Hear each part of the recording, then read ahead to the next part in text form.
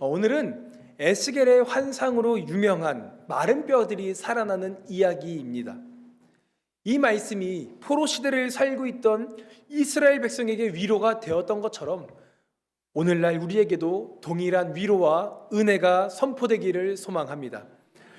이스라엘은요, 솔로몬 왕 이후에 여로보암과 르호보암을 중심으로 북이스라엘과 남유다로 나뉘어지게 됩니다. 이 한 나라가 나뉘어지게 된 이유는 하나였습니다. 그들이 하나님을 두려워하지 않았기 때문입니다. 하나님을 두려워하지 않아서 이들은 심판을 당해서 나누어졌는데 그 후에도 이들은 크게 달라지지 않았습니다. 하나님을 두려워한 한 번의 왕이 없었던 북이스라엘은 아수르에게 점령당하여 지도상에서 사라졌습니다. 그리고 또한 하나님을 두려워하는 왕은 있었지만 후대로 갈수록 세대가 거듭할수록 죄악이 가득했던 남유다 또한 바벨론의 포로로 끌려가게 되었습니다. 포로로 끌려간 이스라엘 백성들은 어떠한 희망이 있었을까요? 포로에겐 희망이 있었을까요? 포로가 꿀 수 있었던 꿈은 무엇이었을까요? 남유다의 고위 관직들이 바벨론에 끌려가서 자신들의 고향을 그리워했을 것입니다. 그런데 그리워는 하지만 돌아갈 방법이 보이진 않았습니다. 남은 삶에 희망이 없었다는 겁니다. 누군가의 포로로 산다는 게 어떠한 것인지는 잘 모르시겠지만 꽤 힘든 일일 겁니다. 상상도 되지 않습니다. 포로는요, 여러분들, 낙오자입니다. 포로는 실패한 존재들입니다.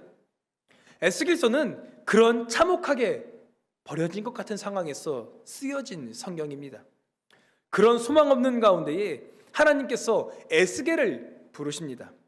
그를 데리고 한 장소로 가십니다. 가서 보여주신 것이 있는데 뼈들을 보여주십니다. 그 뼈들은 2절에 이렇게 설명하고 있습니다. 우리 2절 말씀 다 같이 한번 읽겠습니다. 함께 읽겠습니다.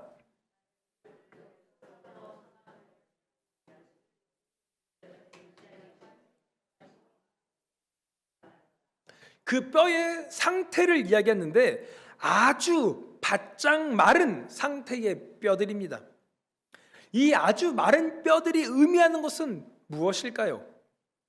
여러분들, 사람이 죽자마자 바로 근육이 없어지고 살이 없어지고 바로 뼈가 보이게 되나요? 아니죠. 여러분들, 죽은 사람을 보신 적이 있으십니까? 저도 고등학교 때 처음 봤습니다. 제가 고등학교 때 저희 큰애삼촌께서 갑자기 돌아가셨다는 이야기를 듣게 되었습니다. 저희 큰애삼촌은요, 저희 어머니와 나이 차이가 꽤 많이 나셔서 제가 외할아버지처럼 모셨던 분입니다. 그 큰애삼촌께서 하루아침에 돌아가셔서 충북 옥천을 가게 되었습니다.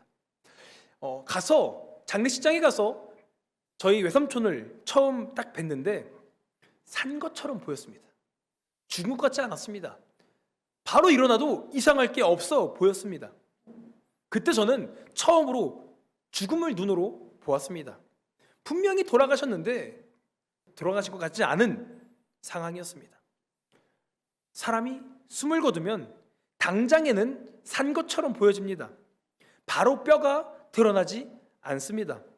사람이 죽으면 천천히 자연으로 돌아가게 될 것입니다. 이 뼈들이 의미하는 것은 그만큼 오래되었다는 뜻입니다. 그리고 또 다른 의미가 있는데 이 또 다른 의미는 마른 뼈가 의미하는 것은 수분도 하나도 없는 마른 뼈는 어떠한 기적도 상상할 수 없는 상황이라는 겁니다. 언제 뚝 하고 부러질지 모릅니다. 이 아주 마른 뼈가 의미하는 것은 결국 하나입니다. 희망이 없는 상황. 희망을 상상할 수도 없는 상황. 살아있어야지 희망이 있는 거 아닙니까? 숨이라도 붙어 있어야지 뭔가 바랄 수 있는 거 아닙니까? 죽은 자에게 어떠한 희망이 있겠습니까? 마치 지금 이스라엘의 상황이 그러한 상황이라는 겁니다. 죽어있는 자들은 아무런 소망이 없습니다. 지금 이스라엘 백성들은 어떠한 소망도 꿈꿀 수가 없습니다. 너무 오래되어서 바짝 마른 아무런 힘도 가지지 못하고 기적도 일어나지 못할 것 같은 마른 뼈들을 하나님께서 에스겔에게 보여주셨습니다. 그러면서 말씀하십니다. 에스겔아, 이 뼈들을 살릴 수 있겠느냐라고 물으십니다. 여러분들이라면 이 질문에 뭐라고 대답하시겠습니까? 우리는 이 말씀이 너무나도 우리에게 익숙한 말씀이어서 너무 많이 들어서 거의 세뇌가 되었듯이 들었기 때문에 이 이야기를 잘 압니다. 그런데 이 질문을 다시 한번 곱씹어 봅시다. 상식적인 질문입니까? 상식적인 질문이 아닙니다. 아니, 하나님, 이 뼈로 무엇을 하시겠습니까? 이 뼈들은 이제 자연으로 돌아가기 직전인데 어떻게 살립니까? 라고 물을 수 있지 않습니까? 그런데 에스겔은 자신의 상식을 뛰어넘어 하나님을 신뢰하였습니다. 그의 대답은 여호와께서 아십니다 라고 대답합니다. 이 대답은 무엇이겠습니까? 다른 사람은 몰라도, 다른 존재는 몰라도 하나님이라면 할 수 있다는 고백인 겁니다. 내 이론은 설명할 수 없는 비논리적인, 비과학적인 것이지만 하나님이라면 하실 수 있습니다 라고 말한 것입니다. 이 바짝 말라있는 뼈들이지만 하나님께서 하신다면 희망이 생길 것을 믿은 것입니다. 그러자 어떠한 일이 일어나기 시작합니까? 말라있던 뼈들을 향해 여호와께서 말씀하십니다. 그러자 저 뼈들이 서로 붙기 시작합니다. 여호와께서 명령하시니 그 뼈들이 힘줄이 생기고 살이 차기 시작합니다. 그렇게 모인 뼈들이 큰 군대가 세워지는 놀라운 역사가 일어나게 된 것입니다. 하나님께서 왜 이런 기적을 보여주셨겠습니까? 하나님은 다 이유가 있으셔서 이 기적을 보여주셨습니다. 11절에 이렇게 설명하십니다. 우리 11절 말씀 읽겠습니다. 함께 읽겠습니다.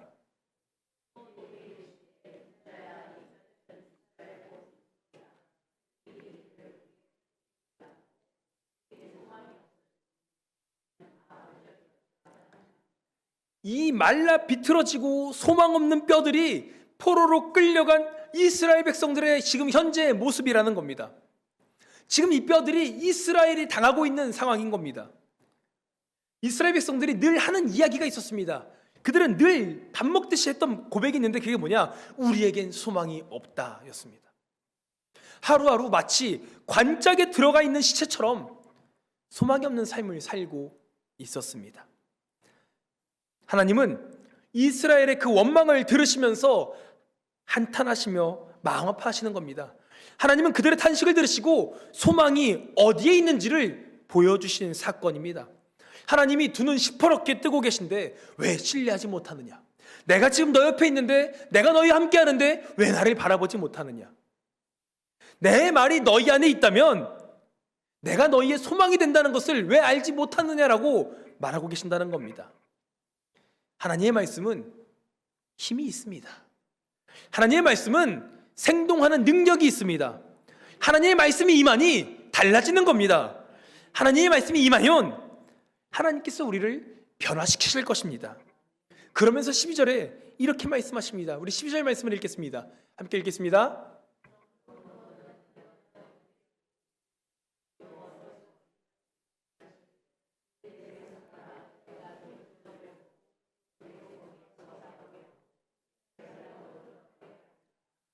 여호와께서 12절에 이렇게 말씀하시는 겁니다. 거기서 나오라 라고 명령하십니다. 포로기 시절 소망이 없이 지내던 그 무덤에서 나오라는 겁니다. 그 나고자 했던 그 마음 가운데서 나오라는 겁니다. 내가 너희를 다시 이스라엘 땅으로 돌아가게 하겠다는 겁니다. 나오라. 내가 너희가 간절히 바라던 이스라엘의 회복으로 이끌어가겠다라고 말씀하십니다. 하나님은 늘 이스라엘 옆에 있었지만 포로로 끌려간 이스라엘 백성들은 참혹한 현실에 하나님이 함께 하심을 신뢰하지 못했습니다. 삶의 기쁨과 소망을 잊은 채 그저 체념하며 살았습니다. 그 모습을 보시고 하나님은 에스겔에게 대표로 보여주신 것입니다. 마른 뼈조차, 내가 다 마른 뼈조차 큰 군대 할 수 있는데 내가 너희라고 살리지 못하겠느냐? 나만 믿고 그 어두운 상황에서 나오라, 따라오라고 말씀하십니다.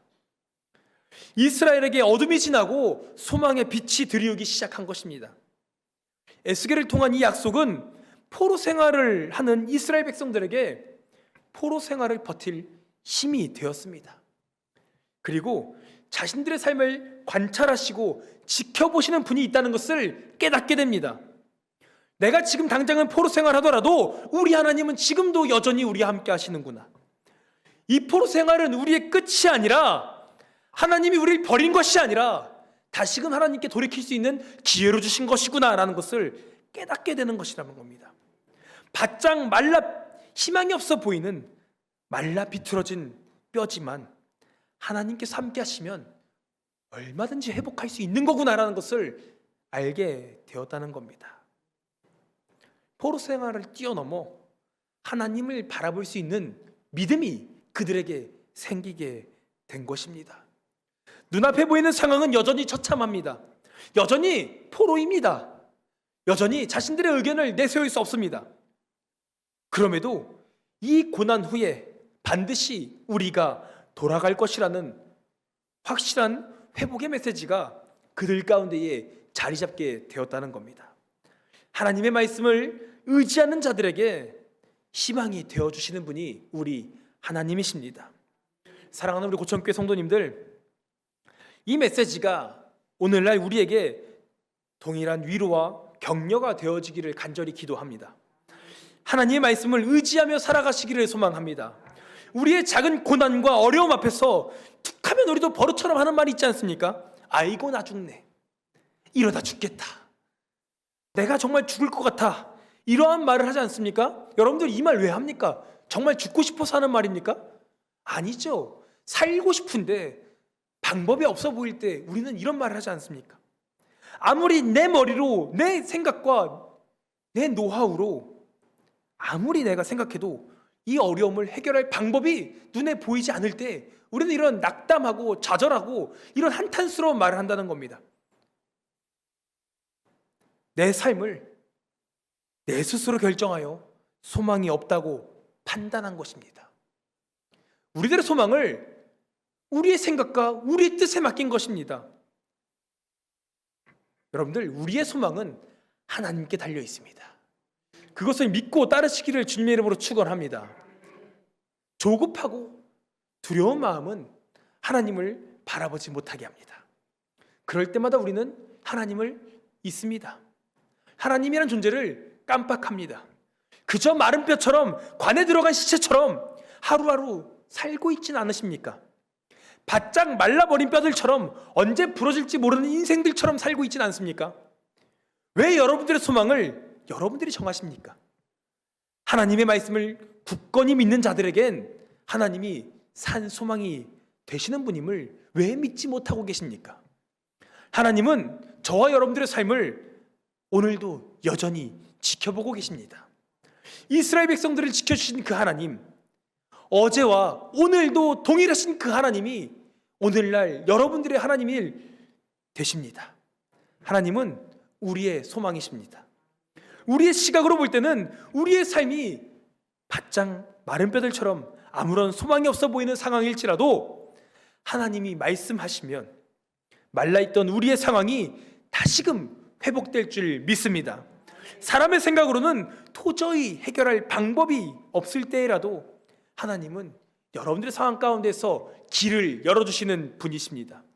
우리가 해야 할 것은 절망 속에서 고백한 에스겔처럼 하나님이라면 하실 수 있습니다. 하나님의 능력을 인정하는 믿음이 필요한 것입니다. 주님만이 나의 삶의 무게를 아십니다. 주님이라면 하실 수 있습니다. 주님이라면 나를 일으키실 수 있습니다.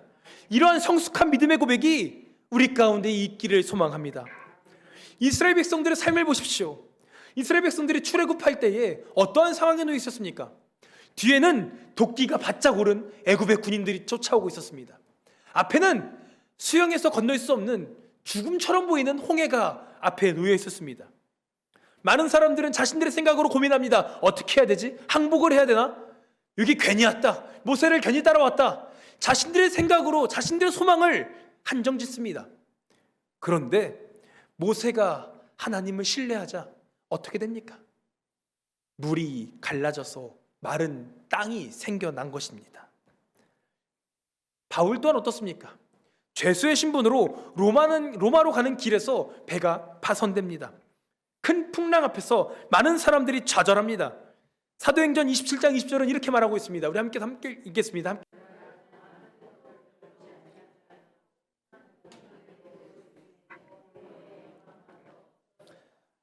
20절은 이렇게 말합니다. 구원의 여망마저 없더라 라고 합니다. 큰 풍랑 앞에서, 환난 앞에 선 사람들은 늘 자신들의 구원을 자신들의 생각과 방법으로 모색합니다. 그리고 그 큰 어려움 앞에 좌절합니다. 그 결과로 구원의 여망, 소망 없는 비참한 현실을 받아들입니다. 모든 것을 포기합니다. 그러나 그럴 때 하나님을 신뢰한, 하나님을 신실히 섬긴 바울을 통해서 그들은 구원을 받게 되었습니다. 모세를 통해서, 바울을 통해서, 그 한 사람을 통해서 하나님은 소망을 부어주시고 밝은 빛으로 인도하시는 분이십니다. 우리의 소망은 내 계산, 내 머리, 내 능력이 아니라 하나님께 달려 있습니다. 여러분들이 하나님의 말씀을 의지하는 삶을 산다면 여러분들의 삶의 소망이 되어주시는 분이 우리 하나님이십니다. 여러분들의 구원의 여망을 여러분들의 눈에 보이는 상황과 환경에서 찾지 마시고 우리가 해야 할 것은 늘 나와 함께 하신 하나님을 붙잡는 삶을 사는 것입니다. 여러분들 제발 부탁드립니다. 어려울 때 먼저 발로 움직이지 말고 먼저 무릎 꿇는 사람이 되시기를 소망합니다. 주변 사람들에게 손을 벌려 도움을 요청하기 전에 먼저 하나님께 두 손을 모으시기를 소망합니다. 고난과 환난이라는 두려운 마음이 생길 때에 고난 뒤에 계신 하나님을 바라보시기를 축원합니다. 아이고 나중내가 아니라 아이고 주님을 찾으시는 우리 성도님들이 다 되시기를 주님의 이름으로 축원합니다. 결론입니다. 포로기를 살던 이스라엘 백성들은 아무런 소망과 희망이 없어 보였습니다. 그저 관짝에 들어가 있는 마른 뼈들이었습니다. 그러나 하나님께서 그 관짝에서 나오라 하시니 뼈들이 생기가 생겨 나오게 된 것처럼 여전히 하나님은 오늘도 우리에게 말씀하고 계십니다. 바짝 마른 뼈들아, 소망 없는 자들아, 삶의 무게가 무거워서 허덕이는 자들아, 육신의 연약함으로 힘이 없는 자들아, 환난과 고난 앞에서 죽음만을 기다리고 있는 자들아, 가족의 문제와 회사의 문제를 가진 자들아, 나오라.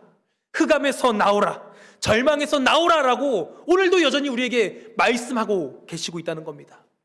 여러분들 고난 앞에서 나오시길 바랍니다. 그리고 하나님을 의지하고 붙잡고 나아가기를 주님의 이름으로 축원합니다.